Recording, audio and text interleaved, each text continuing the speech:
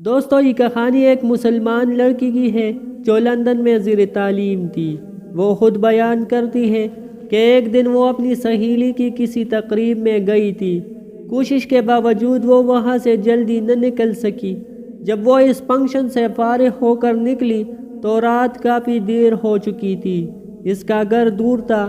گھر جلدی پہنچنے کا ذریعہ زیر زمین چلنے والی ٹرین تھی، لیکن وہ ٹرین سے سفر کرنے سے کچھ خوف محسوس کر رہی تھی، کیونکہ برطانیہ میں اکثر رات کے وقت ٹرینوں اور اسٹیشنوں پر بہت سے جرائم پیشہ اور نشہ میں دھت افراد ہوتے تھے۔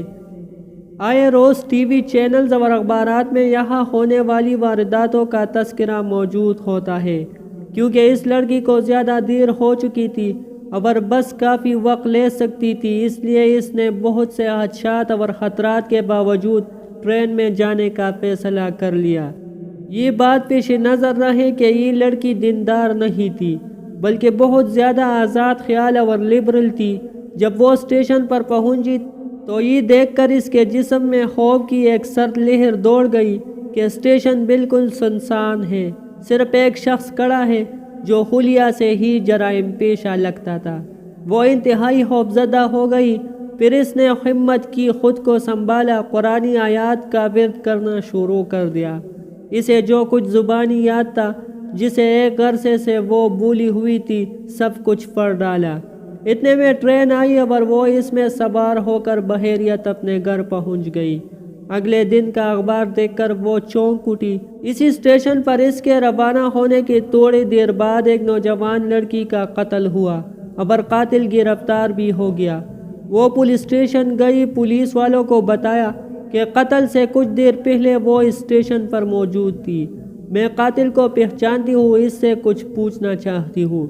جب وہ مجرم کے سیل کے سامنے پہنچی تو اس سے پوچھا، کیا تم مجھے پہچانتے ہو؟ اس نے جواب دیا، ہاں پہچانتا ہوں۔ رات کو تم بھی اس اسٹیشن پر آئی تھی؟ لڑکی نے پوچھا، پھر تم نے مجھے کیوں چھوڑ دیا؟ وہ کہنے لگا، میں تمہیں کیسے نقصان پہنچاتا؟ تمہارے پیچھے تو 2 انتہائی صحت مند اور قد آور باڈی گارڈ تھے۔ یہ سن کر لڑکی حیران ہو گئی۔ اسے یقین ہو گیا کہ قرآن کی آیتوں کا ورد کرنے کی وجہ سے اللہ کی طرف سے اس کی حفاظت کی گئی۔ وہ واپسی پر اللہ کے تشکر اور احسان مندی کے جذبات سے مغلوب تھی۔ اللہ کی مدد اور نصرت پر اس کا بھروسہ مزید بڑھ گیا تھا۔ اگر ہم اپنے دل کی گہرائیوں سے اللہ کو پکاریں اور اللہ کی تائید و نصرت پر بھروسہ رکھیں تو ہم اللہ تعالیٰ کی رحمت سے کبھی محروم نہیں رہیں گے۔